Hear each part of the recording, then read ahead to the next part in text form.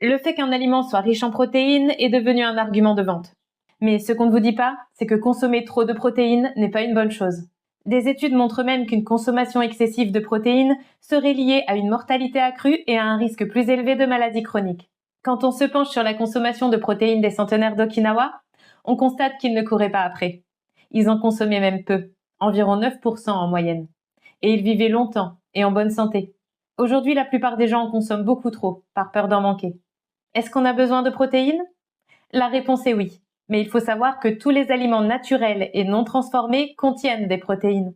C'est-à-dire que vous en trouvez dans de petites quantités dans les pommes de terre, les bananes, les carottes ou la salade entre autres. D'ailleurs, notre foie sait produire des protéines à partir des acides aminés présents dans les végétaux. Et il est facile de trouver tous les acides aminés essentiels quand on mange suffisamment de calories issues d'aliments complets. En plus, les protéines obtenues ainsi, fabriquées par notre corps, sont de très bonne qualité, contrairement à celles des produits animaux.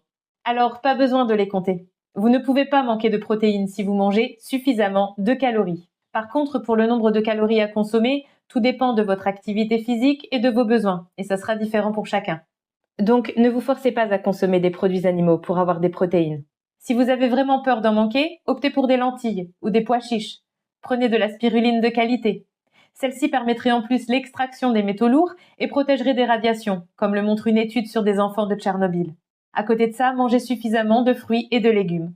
Certains pourraient dire « et pour les muscles alors ?» En réalité, pour prendre du muscle, il faut d'une part les faire travailler et consommer en même temps beaucoup de sels minéraux ainsi que des glucides de bonne qualité. Nous n'avons pas besoin de protéines animales pour nous muscler. C'est juste une croyance erronée. Pensez à ces animaux très musclés qui sont pourtant herbivores ou frugivores, comme le cheval, le taureau ou le gorille. Ou encore à tous ces sportifs qui sont végétaliens ou véganes et qui sont musclés et ont de bonnes performances. N'ayez plus peur du mythe de la carence en protéines et informez-vous auprès de bonnes sources qui n'auront rien à vous vendre de protéinés.